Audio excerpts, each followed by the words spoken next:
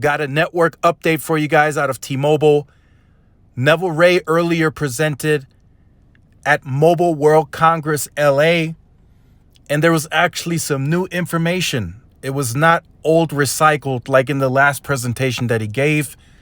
There was actually some new good info.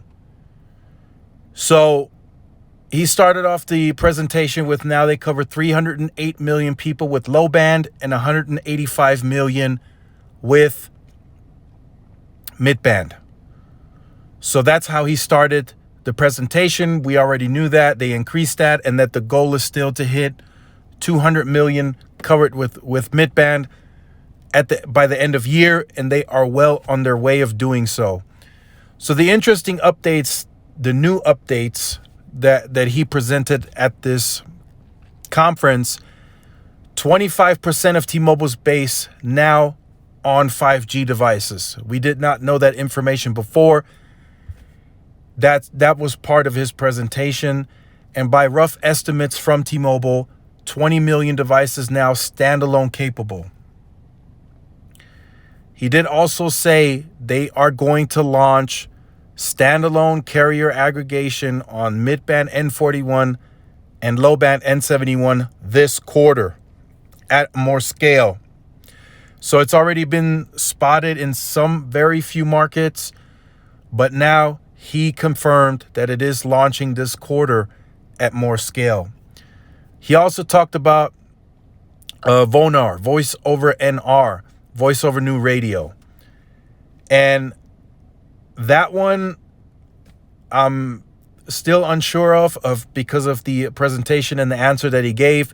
He said they won't launch it until they reach the right now they're going through testing, and he says they won't launch it until they reach satisfactory on the testing, until they know, okay, this is ready for commercial launch.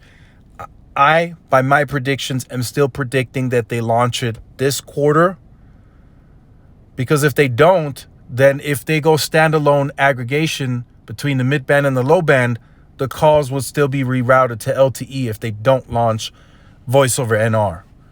So I still think we see that later in Q4, maybe like around the December timeframe, right around the time when Verizon launches their C-band, to kind of throw that out there that, okay, Verizon just launched C-band, okay, but we're advancing on our standalone progress. That's kind of what they're going to use to rain on Verizon's parade.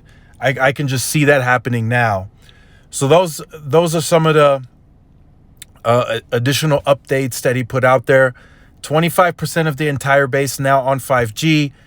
Rough estimates about 20 million standalone devices, which is good to see. They're right on target with what Verizon is reporting.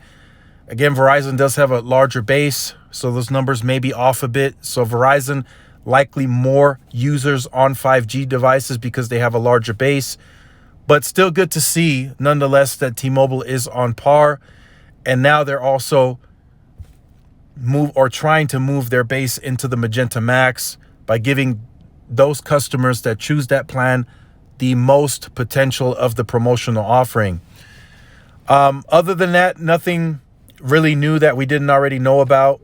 They are still on target of hitting 500,000 home internet ads by the end of year. We will likely hear more detailed info on those numbers come November 2nd at their quarterly earnings.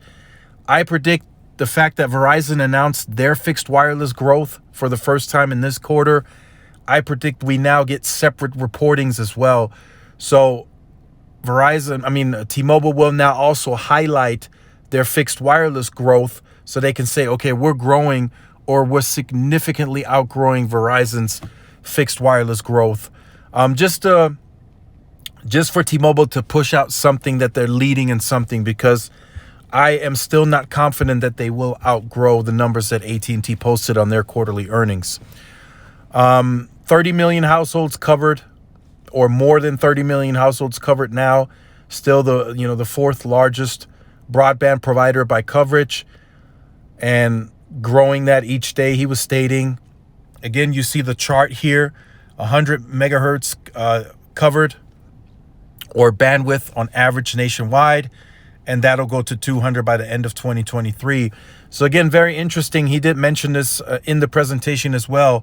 To go from 200 to 300, it will take them all of next year and 2023, all of 2023 to get to that 300. So 5 times the landmass that they will have to cover on a still, what I consider a significantly smaller footprint. So it may take Verizon a bit longer to get there because Verizon has a much, much larger footprint to cover with, in terms of the C-band and getting those radios upgraded. But in progress, nonetheless, for T-Mobile, they have a head start. They're closing in on the 2-year mark of being of them deploying their mid-band. They've already had a 2-year head start with low band, and that's now turning into a 4-year investment. They're still deploying low band 5G. Don't let them tell you otherwise. They just didn't invest 2 years and it stopped. I'm still seeing them upgrade mid-band only sites to low band, so that's still happening.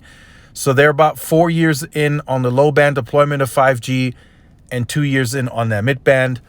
It looks like they're going to accelerate next year, but it will take them a little bit more time because they have a lot more landmass to cover. Let me know what you think about this update in the comment section below. Look forward to reading your comments. Thanks again for watching. I'll see you in the next one. Peace.